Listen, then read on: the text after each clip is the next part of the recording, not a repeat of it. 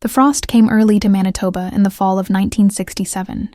By mid-October, the fields surrounding the Hartley farm had already surrendered their golden wheat to the harvest, leaving behind acres of stubble that crunched beneath boots and stretched toward a horizon that seemed to swallow the world whole.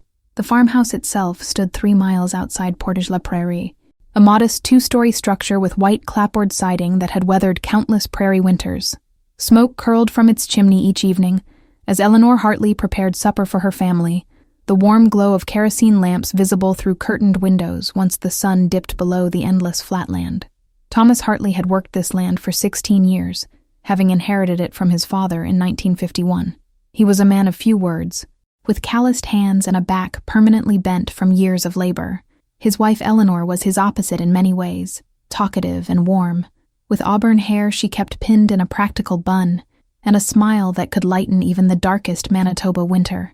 Together, they had built a life on this isolated stretch of farmland, raising 3 sons who knew every inch of the property, from the red barn where the dairy cows spent their nights, to the creek that ran along the southern boundary. Freezing solid each December, Daniel, the eldest at 10 years old, had his father's serious demeanor and his mother's quick mind. He helped with chores before and after school, carrying responsibility on his narrow shoulders with a maturity that sometimes worried Eleanor. Michael, 8 years old, was the dreamer of the family, always wandering off to watch birds or examine insects, returning to the house with pockets full of interesting stones and feathers. Christopher, just 6, still possessed the innocent wonder of early childhood, following his older brothers everywhere, desperate to keep up with their longer strides and more adventurous spirits. The evening of October 14th, 1967, began like countless others before it.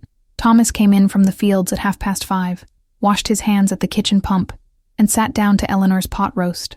The boys chattered about their day at school, though the conversation was mostly one-sided, with Michael describing in elaborate detail a caterpillar he had found on the playground.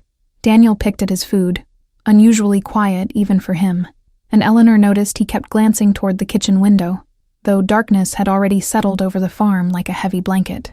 After supper, Eleanor supervised baths, while Thomas checked on the livestock one final time. The routine was sacred in the Hartley household. By 8 o'clock, all 3 boys were in their shared bedroom on the 2nd floor, dressed in flannel pajamas and tucked beneath heavy quilts. Eleanor read them a chapter from a book about Canadian wildlife, Christopher's current favorite, while Daniel read his own book by lamplight, and Michael stared at the ceiling, likely constructing elaborate stories in his head. By 9 o'clock, the house was quiet. Thomas and Eleanor retired to their own bedroom at the opposite end of the hallway, exhausted from another long day. Eleanor remembered hearing the wind picking up outside, rattling the windows in their frames, and thinking they would need to check the weather stripping before the real cold set in. She fell asleep quickly, as she always did, with Thomas's steady breathing beside her. She woke at 5:30 in the morning, as she had every day for the past 16 years. The sky outside their bedroom window was still dark, though a faint line of gray marked the eastern horizon. She dressed quietly, not wanting to wake Thomas, who deserved another half-hour of rest. She made her way downstairs, started the fire in the kitchen stove, and set the kettle to boil for coffee. Only then did she climb the stairs to wake the boys for their morning chores. The door to their bedroom was closed, which was not unusual. Eleanor turned the knob and pushed it open, expecting to see 3 lumps beneath 3 sets of quilts, likely needing to be roused multiple times before they would drag themselves from the warmth of their beds. Instead, she found 3 empty beds, covers pulled back as though the boys had simply stood up and walked away. Her first thought was that they had gone downstairs ahead of her, perhaps hungry enough to break routine, but she had just come from the kitchen and would have seen them. She called their names, softly at first, then louder. No response came from anywhere in the house. She checked the bathroom, checked the small room they used for storage, even checked the closets, a growing sense of wrongness coiling in her stomach. She ran to wake Thomas, her voice shaking as she told him the boys were not in their beds. He moved faster than she had seen him move in years, pulling on his pants and boots while still half asleep. Together they searched the house from top to bottom, calling the boys' names, checking every possible hiding spot. Nothing. The house was empty except for the 2 of them, and the rising panic between them. Thomas grabbed his heavy coat and flashlight and headed outside, while Eleanor checked the house once more, desperate to find something she had missed. The barn was Thomas's first stop. He searched every stall, every corner, the hayloft, the equipment shed. He called their names until his voice went hoarse. The animals stirred uneasily at the disturbance, but there was no sign of the boys. By the time pale sunlight began to leak across the horizon, both Thomas and Eleanor knew with terrible certainty that something was deeply, horribly wrong. Thomas drove their truck to the nearest neighbor's farm, 2 miles down the road, and used their telephone to call the Royal Canadian Mounted Police Detachment in Portage la Prairie. Constable William Morrison arrived within 40 minutes, followed shortly by Sergeant Douglas Kemp and Detective Raymond Becker. They questioned Thomas and Eleanor separately, taking detailed notes about the previous evening, about the boys' routines, about any unusual behavior or events in recent days. Had there been any arguments? Any reason the boys might have run away? Any strangers in the area? Eleanor answered every question through tears she could barely control, while Thomas sat stone-faced and pale, his hands clenched into fists on his knees. Detective Becker was a methodical man in his early 50s, with steel-gray hair and eyes that missed very little. He had worked missing persons cases before, though none involving 3 children at once. He examined the boys' bedroom carefully, noting that the window was closed and latched from the inside. There were no signs of disturbance, no indication of a struggle. The beds looked as though the boys had simply gotten up and left. Their shoes were missing from beside the door where they usually kept them, and Eleanor confirmed that their coats were gone from the hooks downstairs. This detail gave the investigators their first glimmer of hope. If the boys had put on their shoes and coats, they had likely left of their own accord, perhaps on some adventure that had gone wrong. Becker organized a search immediately. By noon, more than 50 volunteers had gathered at the Hartley farm, including neighbors, townspeople from Portage la Prairie, and off-duty police officers. They spread out across the fields in a grid pattern, calling the boys' names, searching every possible place 3 children might have gone. The search continued all day and into the evening. More volunteers arrived. Someone brought in tracking dogs from Winnipeg, German shepherds trained to follow human scent. They were given items from the boys' bedroom to smell, then released to do their work. The dogs searched eagerly at first, noses to the ground, but seemed unable to pick up a clear trail. They circled the farmhouse, moved toward the barn, then stopped, confused. It was as though the boys had simply vanished into thin air. By the 3rd day, the search had expanded to cover a radius of 5 miles from the Hartley farm. Volunteers waded through the creek, checked abandoned buildings, searched stands of trees.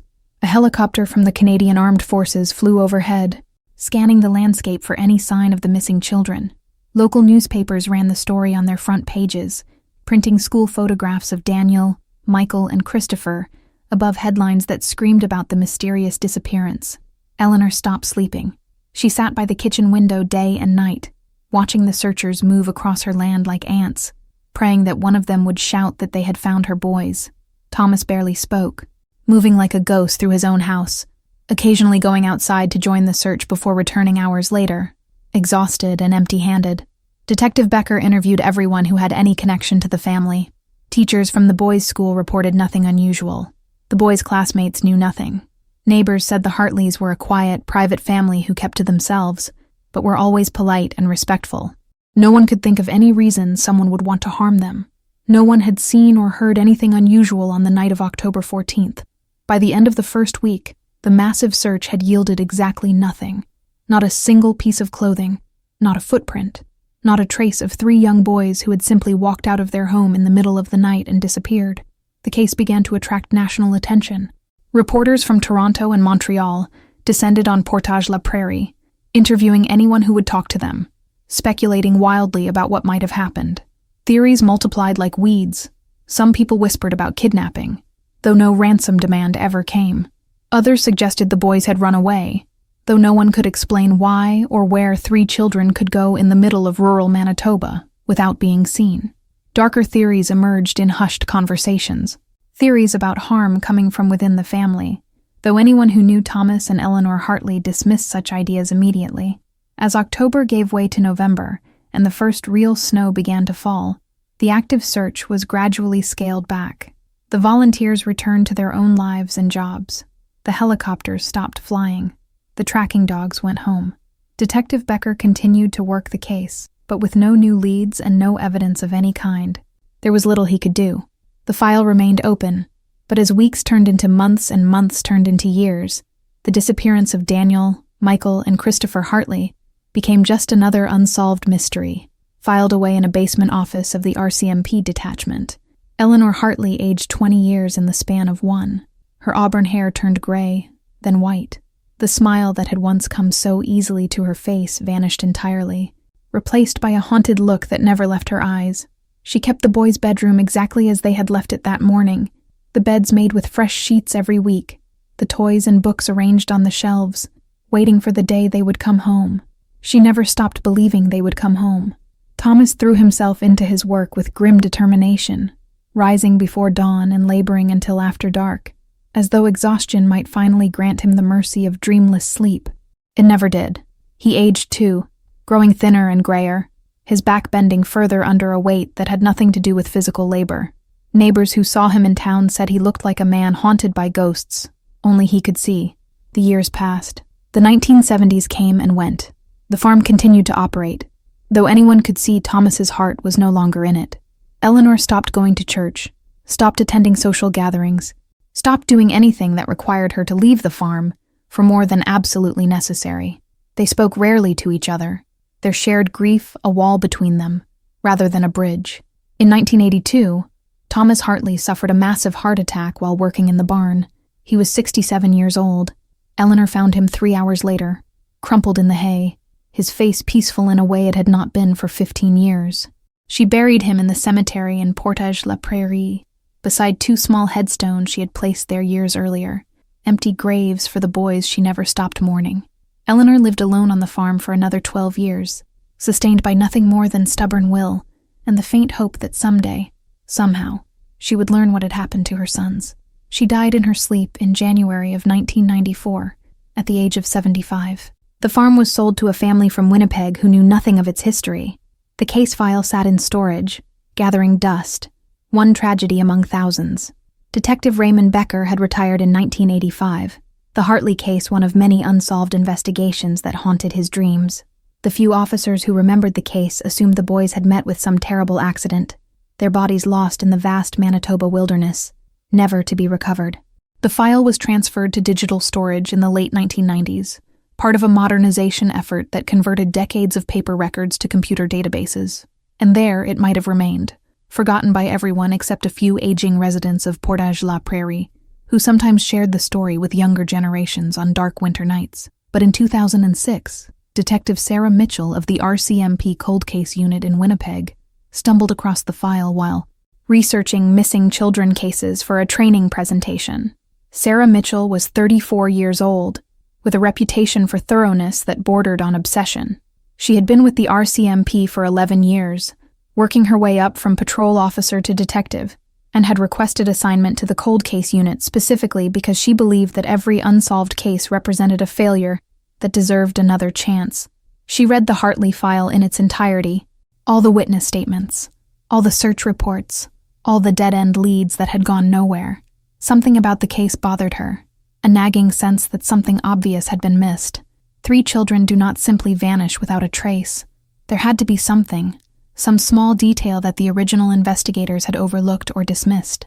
She requested permission to reopen the case, and after some bureaucratic resistance, her superior officer agreed, though with the caveat that she could only devote limited resources to what was nearly a 40-year-old investigation. Sarah began by tracking down everyone who had been involved in the original case.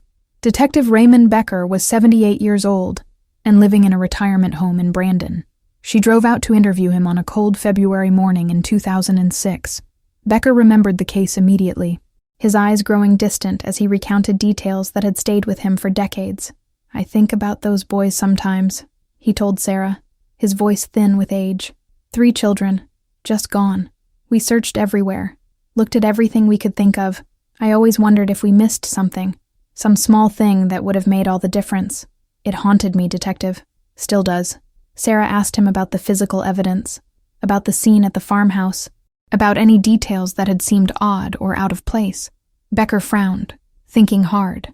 "The dogs," he said finally. "That always bothered me. Those were good dogs, trained professionals. They should have been able to track those boys no matter where they went. But they couldn't pick up a scent trail beyond the immediate vicinity of the house. It was like the boys just vanished into thin air. I never understood it." Sarah made careful notes. Back in Winnipeg, She requested access to the physical evidence from the case, assuming anything had been preserved. To her surprise, a box was located in long-term storage, containing items taken from the boy's bedroom and various photographs of the scene. She examined everything with fresh eyes and modern forensic knowledge that had not been available in 1967. The photographs showed a neat, orderly room with 3 single beds, a shared dresser, shelves with books and toys, a rag rug on the wooden floor. Nothing appeared disturbed. Sarah studied each photograph carefully, making notes about every visible detail. Then she noticed something that made her pause. In one photograph, taken of the window from the outside, there was a faint mark on the glass, barely visible in the grainy black and white image. She had the photograph digitally enhanced, a technology that would have seemed like science fiction to Detective Becker in 1967. The enhancement revealed what appeared to be a handprint on the outside of the glass, small enough to belong to a child. Sarah felt a chill run down her spine. If there was a handprint on the outside of the window, but the window had been latched from the inside, how was that possible? She drove out to the old Hartley farm, which was still standing though, now owned by different people. She explained who she was and why she was there, and the current owners graciously allowed her to examine the property. The house had been renovated over the years, but the basic structure remained the same.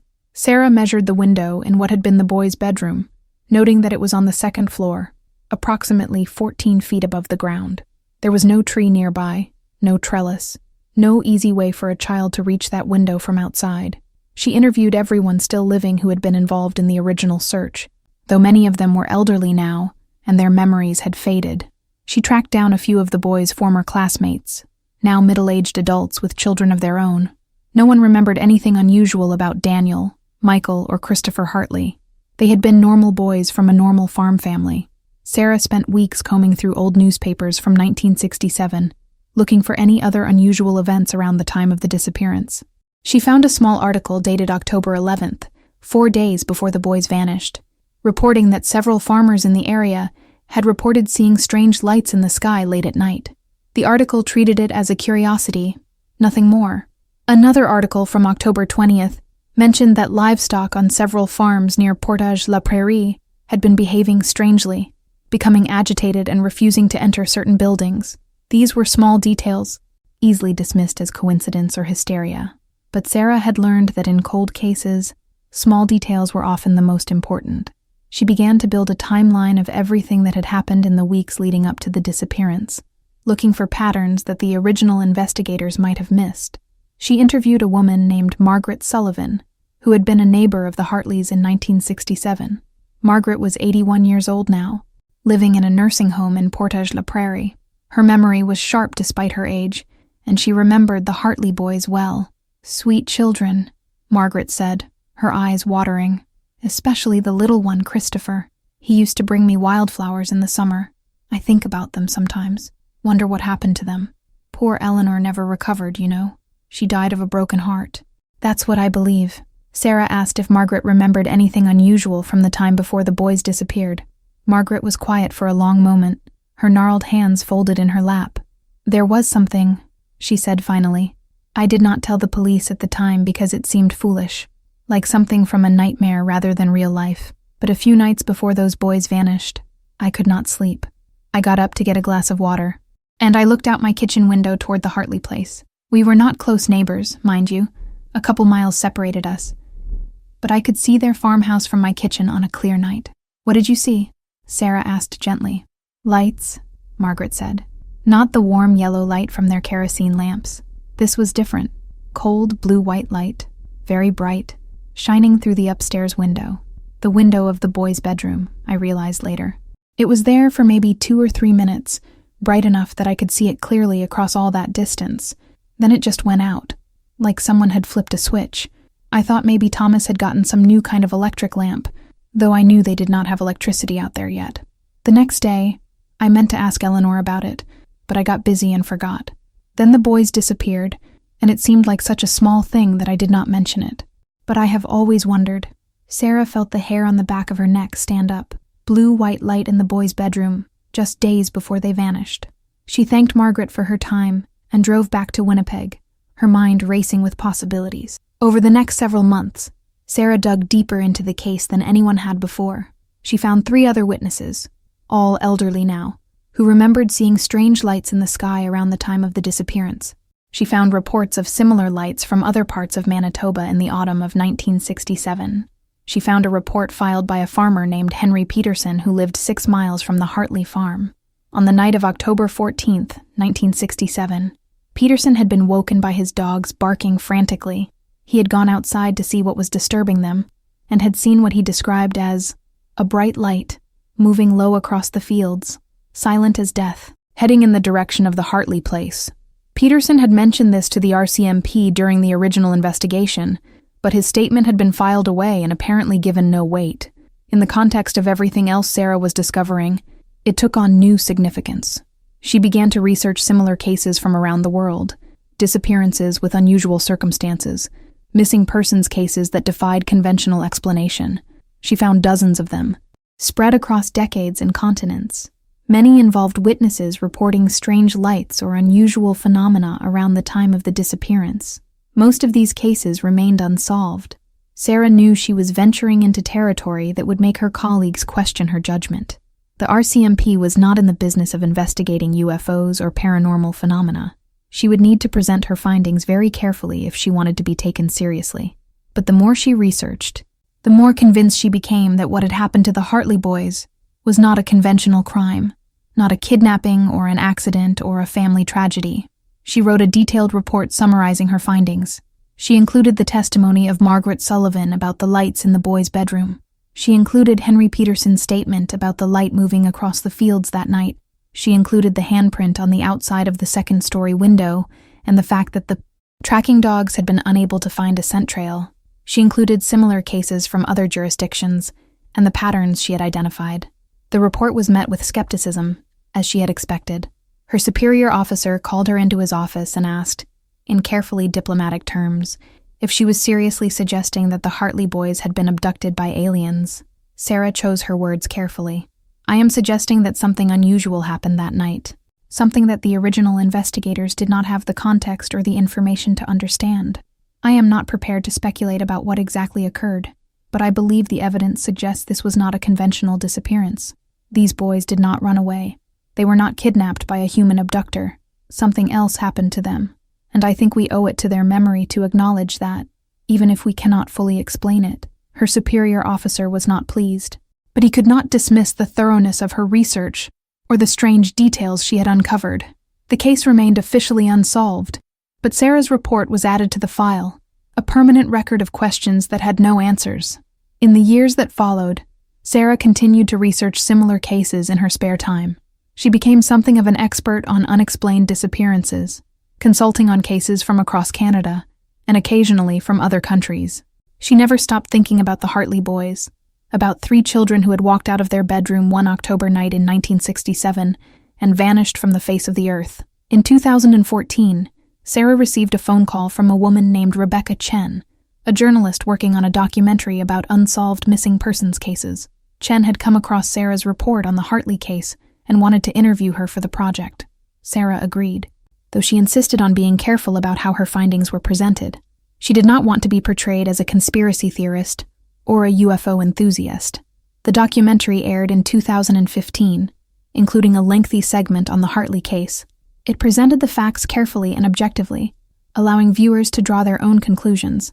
The program sparked renewed interest in the case, and Sarah received calls and emails from people all over the world, sharing their own theories and their own experiences with similar phenomena. One email stood out. It came from a man named Robert Hartley, who identified himself as a distant cousin of Thomas Hartley. Robert was in his 60s and lived in Ontario. He wrote that he had been fascinated by the story of the missing boys his entire life, and he wanted to share something that had been passed down through his family. According to Robert, there was a story that Thomas Hartley's grandfather, who had originally homesteaded the land in the late 1800s, had reported seeing strange lights and hearing unusual sounds on the property. The old man had told family members that the land felt wrong somehow, that there were nights when the air itself seemed to hum with invisible energy. He had considered abandoning the farm more than once, but economic necessity had kept him there. The story had been largely forgotten, dismissed as the superstitions of an old man, but Robert thought it might be relevant. Sarah filed this information away, one more piece of a puzzle that seemed to grow more complex the more she learned. She thought often about Eleanor Hartley, about a mother who had spent the last 27 years of her life waiting for sons who would never come home, never knowing what had happened to them, never having the closure of even a body to bury. In 2018, Sarah retired from the RCMP after 32 years of service. The Hartley case was one of many files she had worked on, but it was the one that stayed with her most clearly. On the anniversary of the disappearance, October 15th, she sometimes drove out to the cemetery in Portage la Prairie and stood before the graves of Thomas and Eleanor Hartley and the 3 small headstones that marked empty graves. The farm still stood, though it had changed hands several times over the decades. The current owners were unaware of its history when they purchased it, but they reported that their children sometimes refused to sleep in the upstairs bedroom, saying they heard strange sounds at night and felt like they were being watched. They had mentioned this to Sarah during a visit she made in 2016, and she had noted it without comment. The case remained officially unsolved, as it likely always would. There was no body, no crime scene, no suspects, no conventional explanation for how 3 children could simply vanish from a locked house in the middle of the night, leaving no trace behind. The file sat in the RCMP database, available to any investigator who wanted to review it, a testament to questions that human understanding seemed unable to answer. Some mysteries, Sarah had learned over 3 decades of police work, were not meant to be solved. Some events defied the logical frameworks humans use to make sense of their world. The disappearance of Daniel, Michael, and Christopher Hartley was one of those events, a tear in the fabric of what should be possible, a reminder that the world contained more strangeness than most people were comfortable admitting. On quiet nights, Sarah sometimes found herself thinking about those 3 boys, wondering where they were, what had happened to them, whether they were still somewhere in the world or had been taken somewhere beyond it. She thought about Eleanor Hartley keeping their bedroom ready for them, year after year, never losing hope that they would walk back through the door. She thought about Thomas Hartley working himself to death, trying to outrun grief that could never be escaped. And she thought about that October night in 1967, about 3 children putting on their shoes and coats in the darkness, about a blue-white light shining through their window, about a silent shape moving across the fields, about tracking dogs unable to find a scent, and a handprint on the outside of a second-story window. She thought about all the pieces of the puzzle that did not fit together, all the questions that had no answers, all the strange details that pointed towards something beyond normal human experience. The wheat fields of Manitoba stretched endless and empty under the vast prairie sky, holding their secrets close, keeping their silence. Somewhere out there, perhaps, 3 boys still existed in some form, in some place, beyond the reach of those who loved them and mourned them and searched for them. Or perhaps they were simply gone, erased from existence by forces no one understood, leaving behind only questions and grief and the cold comfort of mystery. The case remained open. It would always remain open. Some doors, once closed, could never be opened again. Some losses could never be recovered. Some questions would echo unanswered through time, carried on the prairie wind, preserved in files and memories, and the stories people told each other in the darkness. The Hartley farm stood empty now more often than not, owners coming and going, unable to settle in a place where the air seemed to carry whispers of something long past, something that should not have been possible, something that happened anyway. The bedroom window on the 2nd floor looked out over fields that had been planted and harvested countless times since 1967, the land continuing its cycles indifferent to human tragedy, indifferent to the questions that hung in the air like morning mist. And on October nights when the wind blew cold across the Manitoba plains, when the stars shone hard and bright in the enormous darkness of the prairie sky, sometimes people driving past the old Hartley place reported seeing lights in the upstairs window, blue, white, and cold, there for just a moment before winking out, leaving only darkness behind. Most dismissed these reports as imagination or tricks of the light, but some wondered, and some remembered 3 boys who had vanished into mystery, and some kept their doors locked tight and their children close on those dark October nights when the wind carried sounds that might have been voices calling from somewhere very far away. The wheat grew and was harvested. The seasons turned. The years passed. And the mystery remained, unsolved and unsolvable, a wound in the fabric of the known world, a reminder that some questions have no answers, some disappearances no explanation, Some losses, no resolution.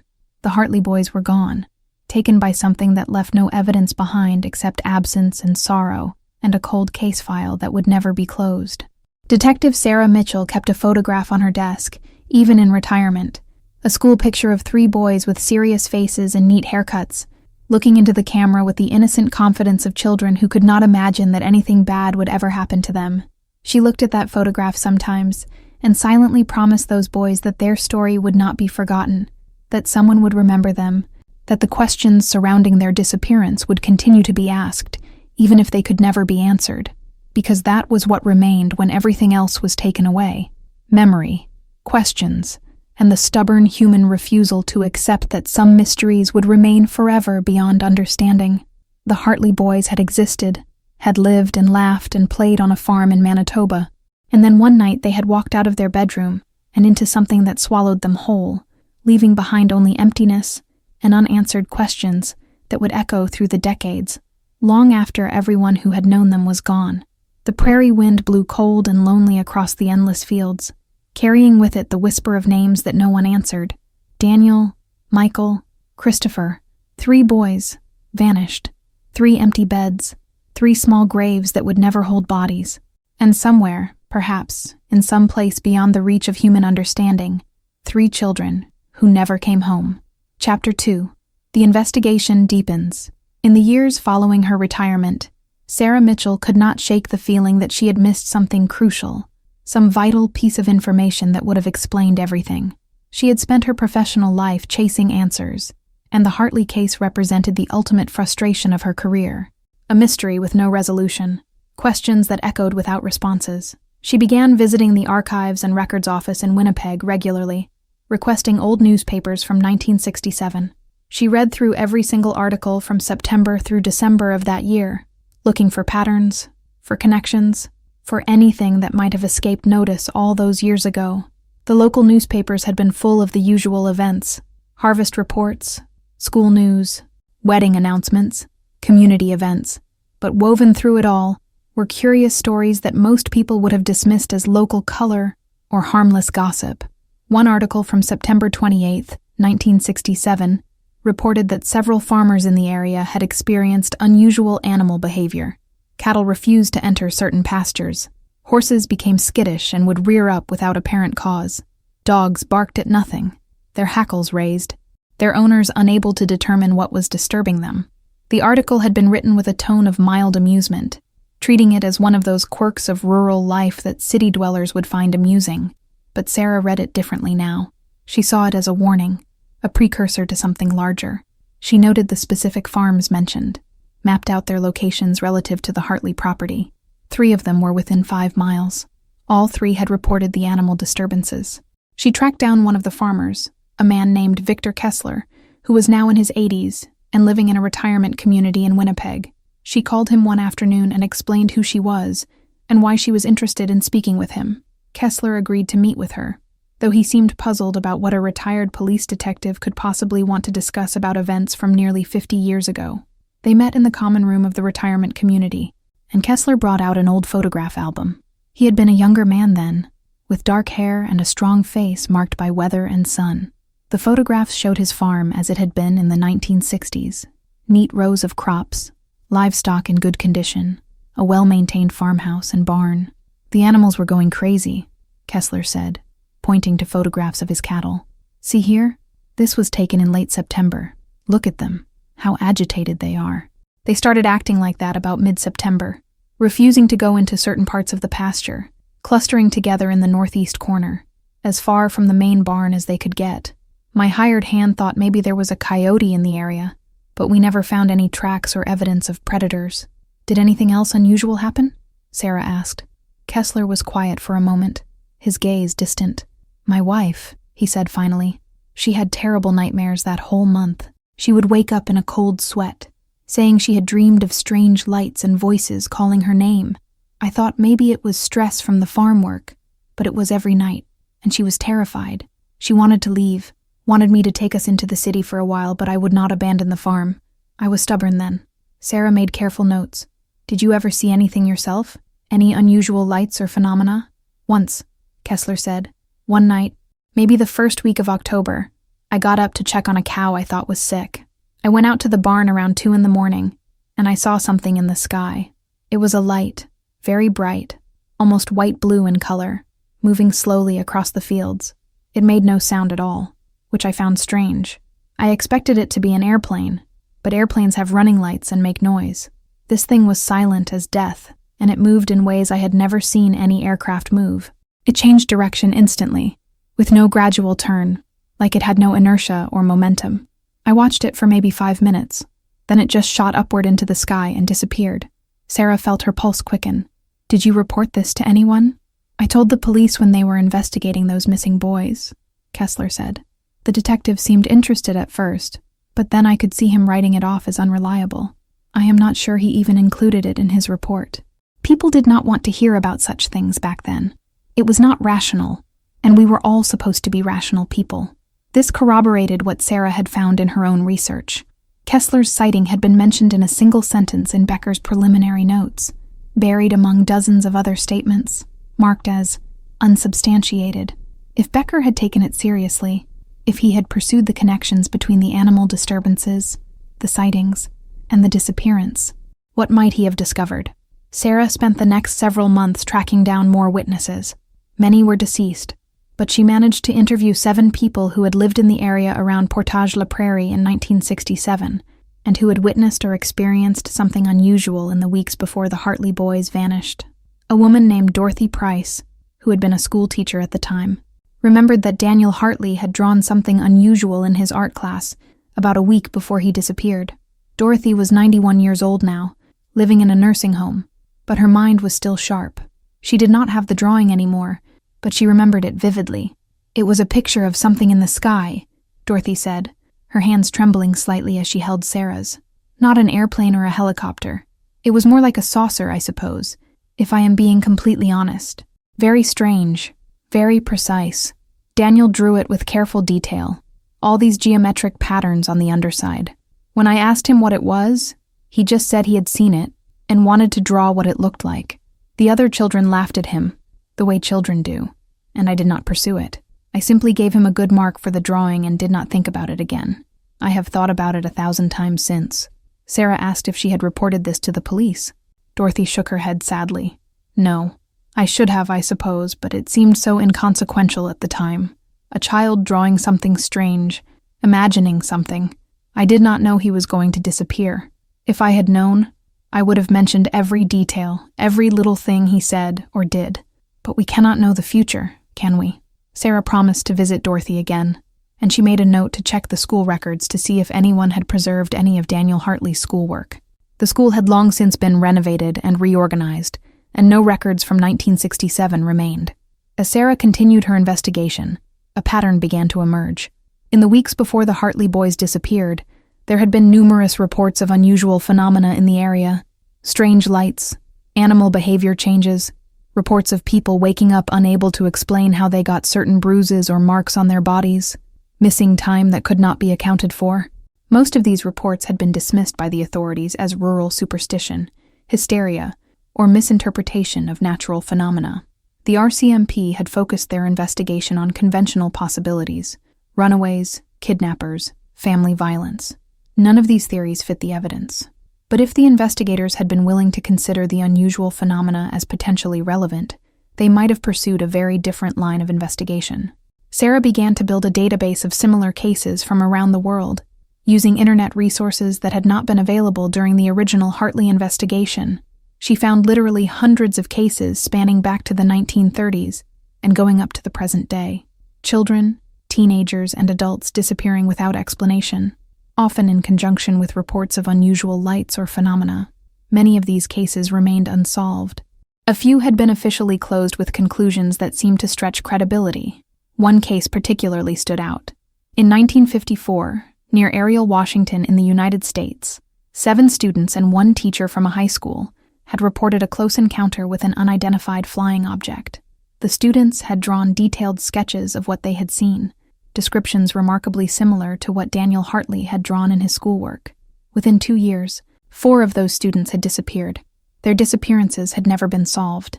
Sarah found herself going down a rabbit hole of research, following threads of connection across decades and continents. She attended a conference on unexplained phenomena held in Boulder, Colorado, in 2020, where she met other researchers who had spent their lives investigating similar cases. She learned that what she had dismissed early in her career as impossible was actually being taken seriously by scientists, by former military personnel, by serious researchers all over the world. Back in Winnipeg, Sarah rented a small office space and began compiling everything she had learned about the Hartley case and similar cases into a comprehensive study. She did not expect to solve the mystery, but she wanted to create a document that could help other investigators understand that these cases represented something outside the scope of conventional criminal investigation. She interviewed Sarah's former colleagues at the RCMP, several of whom were sympathetic to her research, though they carefully maintained professional distance. One officer, Detective James Whitmore, who had known Sarah for 15 years and had worked with her on several cases, took particular interest in her findings. Whitmore was approaching retirement himself, and he had his own interest in the paranormal. "The problem with the police," Whitmore said, "is that we are trained to find conventional solutions to conventional crimes. We are not equipped to handle anything outside that framework. When something like the Hartley case comes along, something that does not fit any known pattern, we simply declare it unsolvable and move on. We do not want to admit that there might be aspects of reality that we cannot investigate with our standard tools and methods."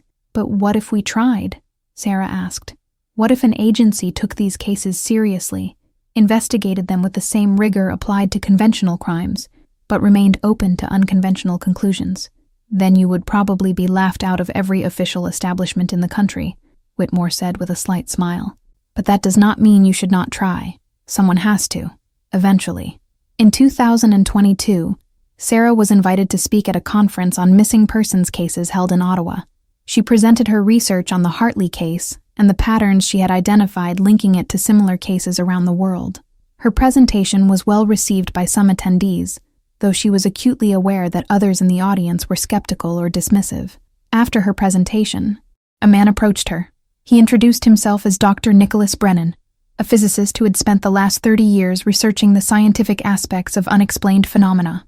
Brennan was interested in Sarah's work and asked if she would be willing to collaborate on a more comprehensive study of cases like the Hartley disappearance. "There is a pattern," Brennan said, showing her charts and graphs he had compiled. "If you look at cases across the entire 20th century, you see clusters of activity in certain regions during specific periods. These clusters correlate with reports of unusual atmospheric and electromagnetic phenomena. Whatever is happening, it is not random. There is intelligence behind it, purposefulness, planning." Sarah and Brennan began to correspond regularly, exchanging research and gradually forming a hypothesis about what might have happened to the Hartley boys. Their theory, based on the available evidence and the patterns they had identified, was that the boys had been taken by an intelligence not of this world, abducted by something that possessed technology far beyond human understanding. Whether they had been taken as specimens for study, whether they were still alive somewhere, whether they were being held in some incomprehensible realm, they could not say. But the evidence seemed to point in that direction more persuasively than toward any conventional explanation. It was not the kind of theory that would be taken seriously by mainstream law enforcement or academia. It would be dismissed as pseudoscience, as the ravings of conspiracy theorists, as the kind of thing that belonged in tabloid magazines rather than serious investigation. But Sarah had learned that reality did not conform to what was acceptable to mainstream institutions. Reality was stranger and more complex than those institutions were willing to acknowledge. In 2024, Sarah was invited to appear on a podcast dedicated to unexplained phenomena.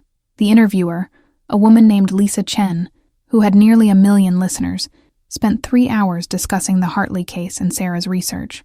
The episode sparked renewed interest in the case, generating hundreds of emails and online posts from people claiming to have information or personal experiences related to the disappearance. Most of these leads were not useful, but a few stood out. One email came from a man named Michael Torres, who claimed to have been abducted as a child in 1965, just 2 years before the Hartley disappearance. Torres described his experience in vivid detail, being taken from his bed in the middle of the night, experiencing a sensation of weightlessness and disorientation, being examined by entities that did not appear to be human. He provided specific details about the environment in which he had been held, descriptions of technology that he had seen, descriptions of other children who had been with him. Sarah contacted Torres immediately and arranged to interview him at length. What she found was a coherent, detailed account that did not vary in its essentials, despite multiple interviews spanning weeks. Torres was a credible witness, a successful businessman who had no obvious reason to fabricate such a story. His account provided more evidence that something systematic was happening, something involving the collection of human subjects, particularly children. Torres also provided Sarah with the names of 2 other people who claimed to have had similar experiences. One was a woman named Jennifer Hayes, who had been abducted from a farm in Saskatchewan in 1972. The other was a man named Robert Vance, who had been abducted from his home in Alberta in 1981.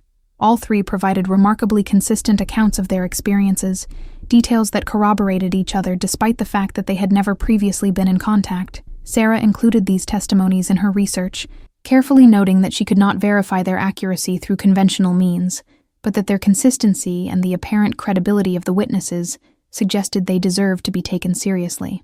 By 2025, Sarah had compiled what she considered a definitive study on the Hartley case and its connection to a larger pattern of unexplained disappearances. She self-published the study online, making it available for free to anyone interested in reading it. Within 6 months, the study had been downloaded over 50,000 times and had generated significant discussion in online communities dedicated to unexplained phenomena. Some mainstream media outlets picked up on the story. A reporter from the Canadian Broadcasting Corporation contacted Sarah and asked if she would be willing to participate in a documentary about the Hartley case. Sarah agreed, with the stipulation that the documentary present the facts objectively and allow viewers to draw their own conclusions, rather than promoting any particular theory. The documentary aired in November of 2025, more than 58 years after the Hartley boys had disappeared. It was the most thorough examination of the case ever undertaken by a major media outlet. The documentary tracked Sarah's research, interviewed the remaining witnesses, examined the physical evidence, and presented multiple theories about what might have happened that October night in 1967. The response was overwhelming. The documentary generated thousands of comments and emails from viewers sharing their own experiences or theories. Several newspapers ran follow-up stories. Online discussion forums dedicated to unexplained phenomena were filled with analysis and debate about the case. Most significantly, the documentary prompted 2 new witnesses to come forward with information that had never been revealed before. The first was a man named George Palmer, who had been a teenager working on a neighboring farm in 1967. Palmer had moved to British Columbia shortly after the Hartley disappearance and had lived there quietly for nearly 58 years, never speaking about what he had witnessed. Palmer contacted Sarah directly, saying that the documentary had finally given him the courage to tell his story. He had been outside the night of October 14th, 1967, doing late evening chores on his father's farm, when he had seen a light descend from the sky and move in the direction of the Hartley property. Curious and foolish, Palmer had gotten on his father's horse and ridden toward it. When he got close enough to see the source of the light, he had frozen in terror. According to Palmer, there was a large object hovering low over the Hartley farm, a structure that was distinctly not of terrestrial design. It had geometric patterns of light running along its underside, exactly as Daniel Hartley had drawn in his schoolwork. Palmer had watched in horror as a beam of blue-white light extended down from the object and illuminated the farmhouse. He had heard sounds coming from the house, sounds he could not identify, and he had seen what appeared to be small figures being lifted up into the beam of light. Palmer had been too terrified to intervene or to seek help. He had ridden his horse back to his family's farm and never spoke of what he had witnessed. The fear and trauma had stayed with him for nearly 60 years, something he had never discussed with anyone, not even his wife or children. When Palmer told his story to Sarah, his voice trembled and he wept openly. Whatever he had witnessed that night had marked him deeply, had shaped his entire life, had kept him in a state of psychological trauma for 6 decades. Sarah believed him.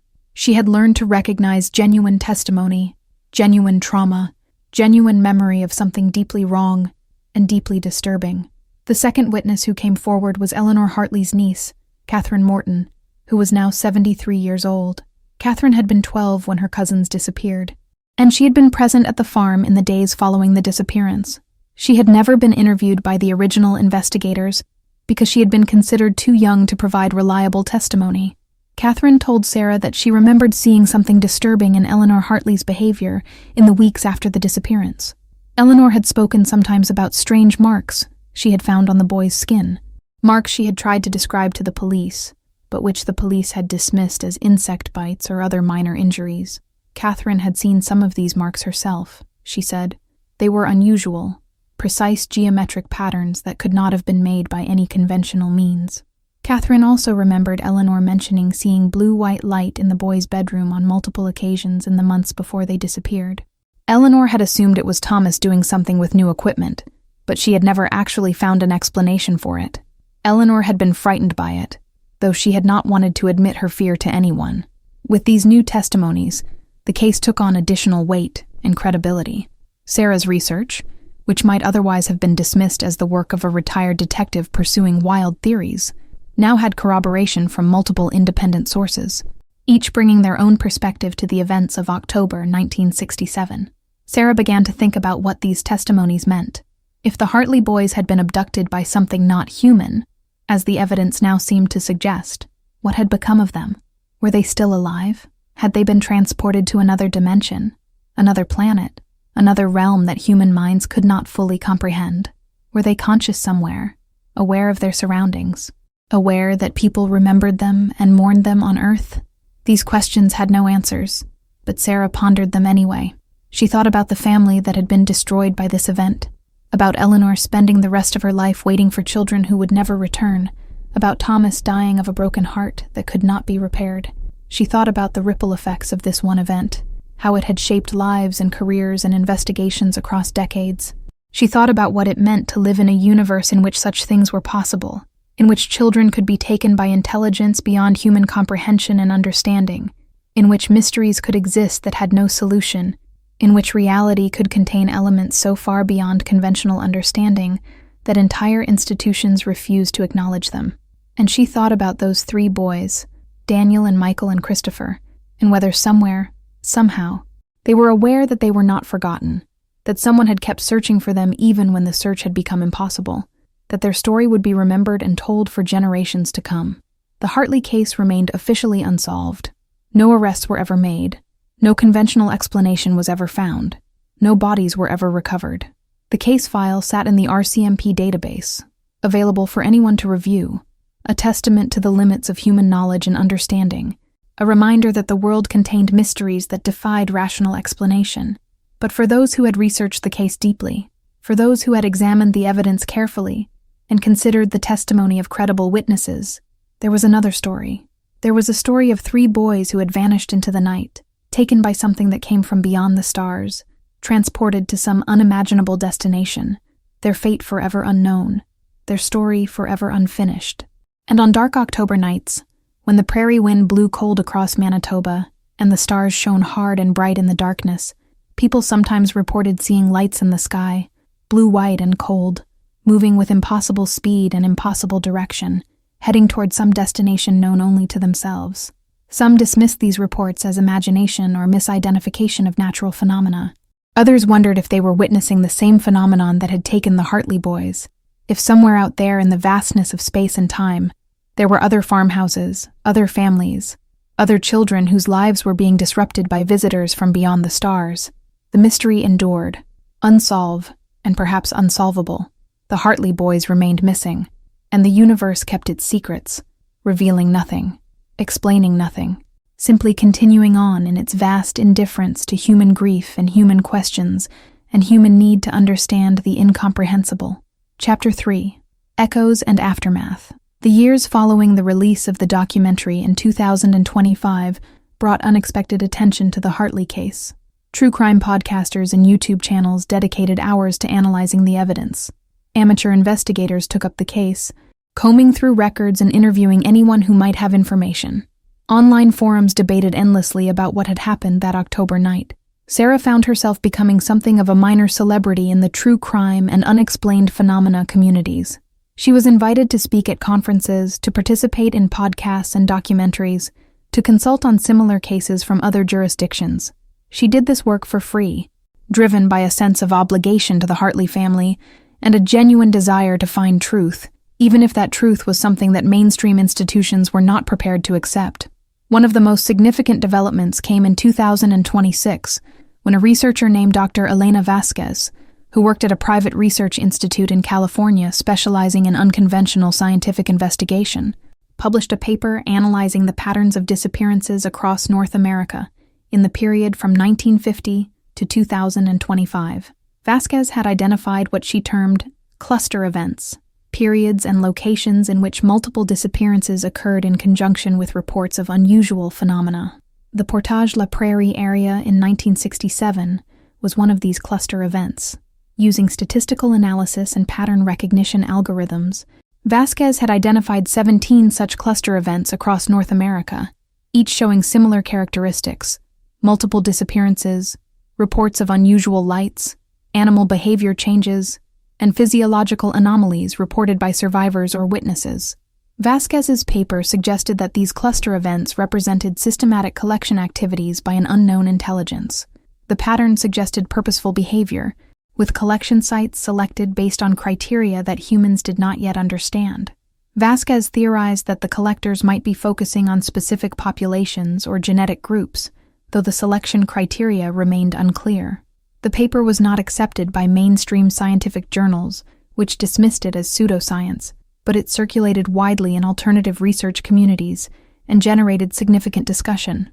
Sarah read the paper multiple times, making notes and cross-referencing it with her own research. The more she studied Vasquez's analysis, the more convinced she became that they were looking at something real, something systematic, something that had been occurring for decades with minimal human awareness or understanding.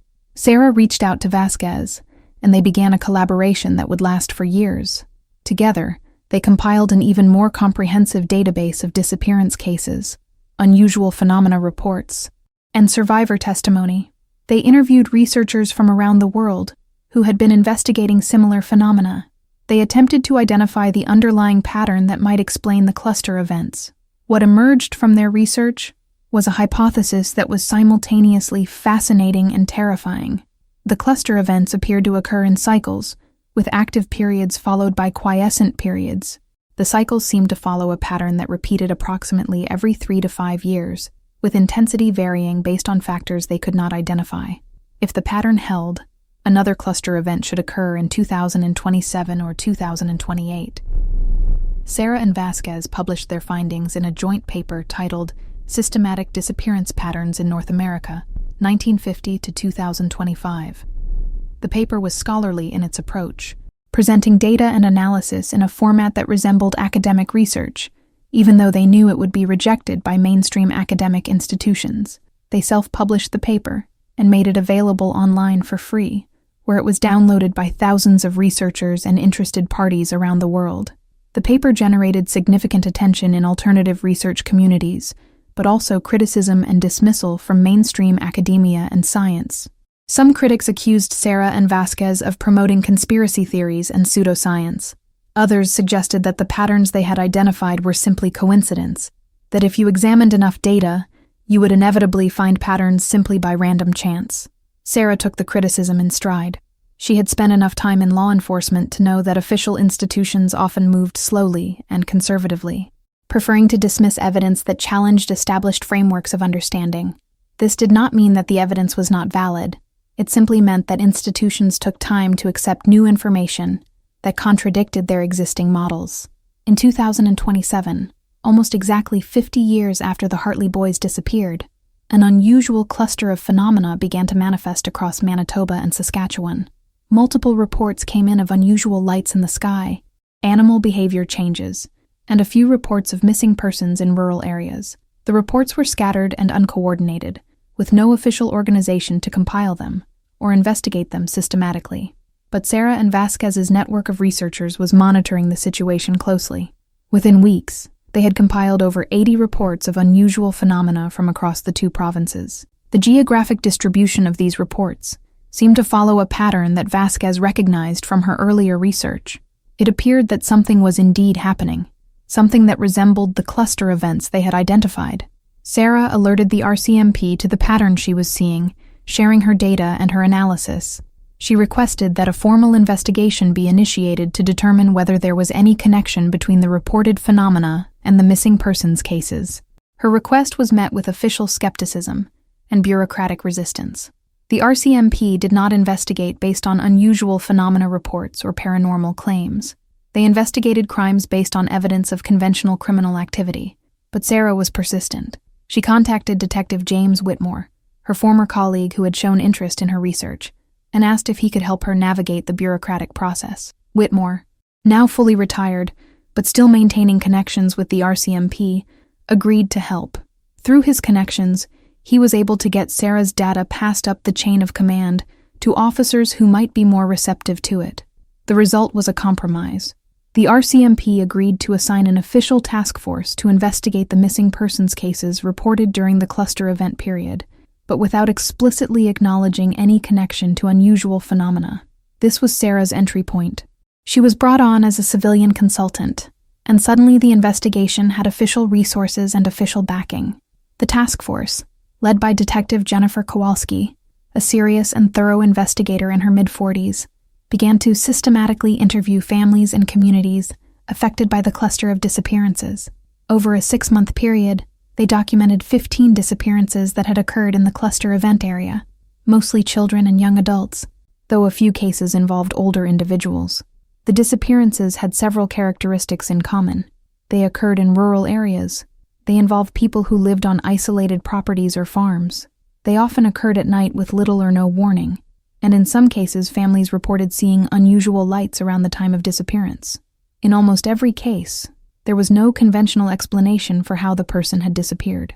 No signs of struggle, no indication of foul play, no clear motive or suspect.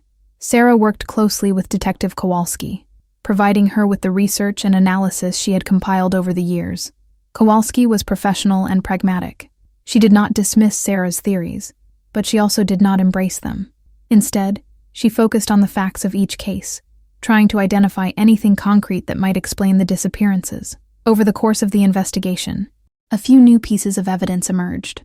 One family reported finding unusual marks on their son's body after he had gone missing for several hours, and then mysteriously reappeared at their doorstep, unable to account for the missing time. The marks were precise, geometric patterns that could not have been made by any conventional means. Another case involved a young girl who had been missing for 3 days and then found wandering in a field 5 miles from her home. Unable to explain how she got there, she reported having fragmentary memories of strange beings and bright lights and a place that did not seem like Earth. She was unable to provide coherent details, and the official report noted that she was likely in shock or experiencing dissociative episodes, though the investigating officers seemed uncertain about this assessment.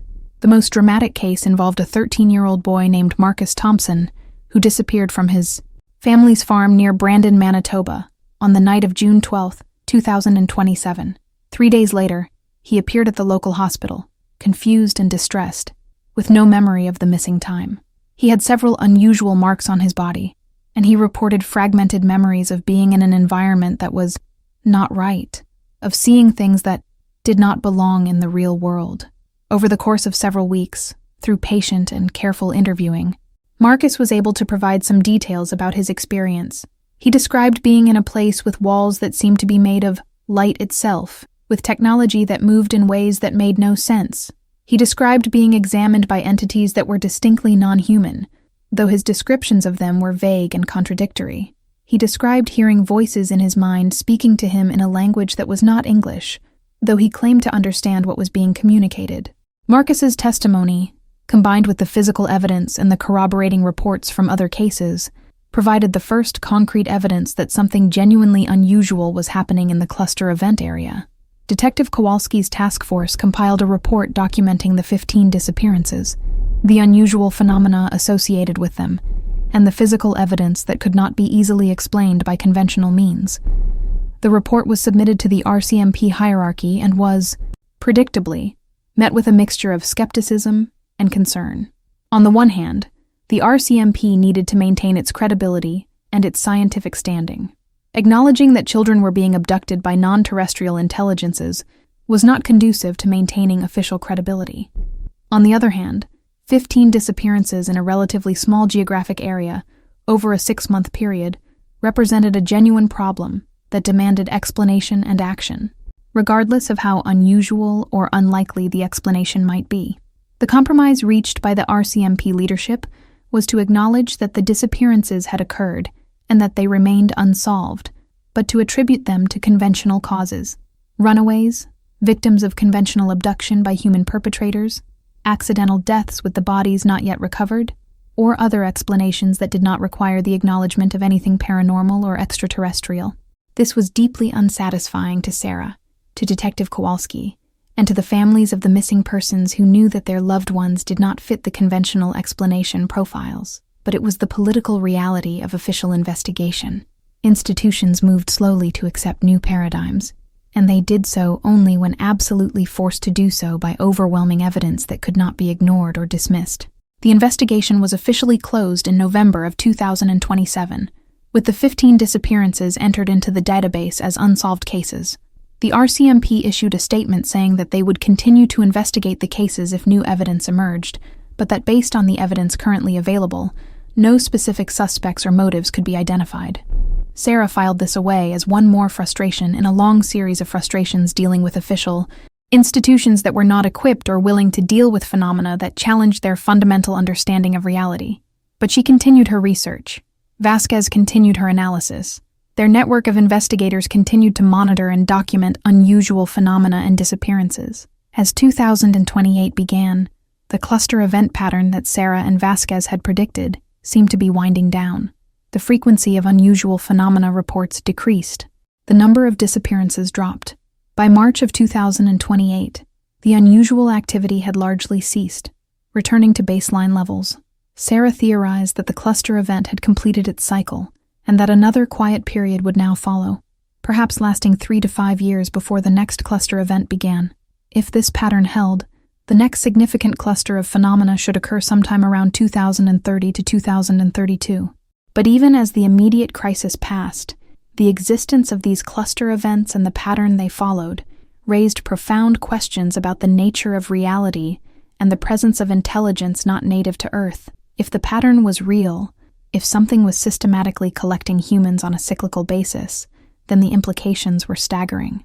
Every few years, dozens or hundreds of people were being taken by something they could not understand, transported to places they could not explain, subjected to procedures and experiences that they could not fully remember or comprehend, and the official institutions that were supposed to protect people, supposed to investigate crimes and missing persons and protect the vulnerable, were either unwilling or unable to acknowledge what was happening.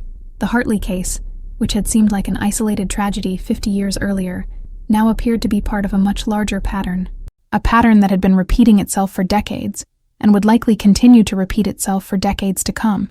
Sarah sometimes thought about what Eleanor Hartley would have thought if she had known that her son's disappearance was part of something so large, so incomprehensible, so far beyond the reach of human understanding or intervention. Would it have brought her any comfort to know that thousands of other families had suffered similar tragedies?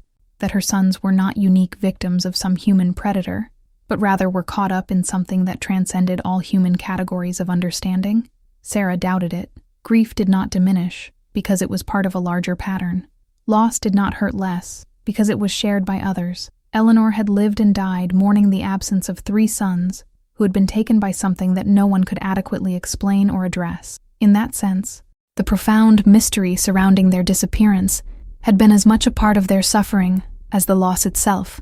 As Sarah moved into her 80s, still researching the Hartley case and similar cases, still working with Vasquez and their network of investigators, still attempting to document and understand the pattern of disappearances and cluster events, she sometimes wondered if she would live to see the day when official institutions finally acknowledged the reality of what was happening. She doubted she would, but she continued her work anyway, driven by a sense of obligation to the families of the missing, to the individuals who had survived abduction experiences and remained traumatized by them, to the victims of a phenomenon that defied conventional understanding. She continued because someone had to bear witness, someone had to document the evidence, someone had to refuse to accept the official dismissal and denial. And somewhere in the vast darkness of the prairie sky, blue-white lights continued to appear on certain nights, moving with impossible speed and impossible agility, heading toward destinations unknown, collecting what they came to collect, and disappearing back into the darkness, leaving behind only questions and grief, and the lingering sense that human understanding had only begun to perceive the true nature of the universe and the forces that moved through it. The Hartley boys remained missing. The other victims of the cluster events remained missing or traumatized.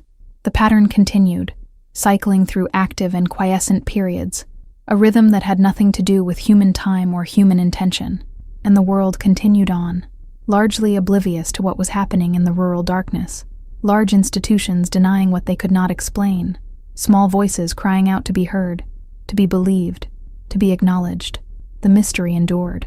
The questions remained unanswered, and somewhere, perhaps Daniel and Michael and Christopher Hartley existed in some form, in some place beyond human reach, aware or unaware of the passage of time in the world they had left behind, their fates forever sealed in mystery, their story forever incomplete.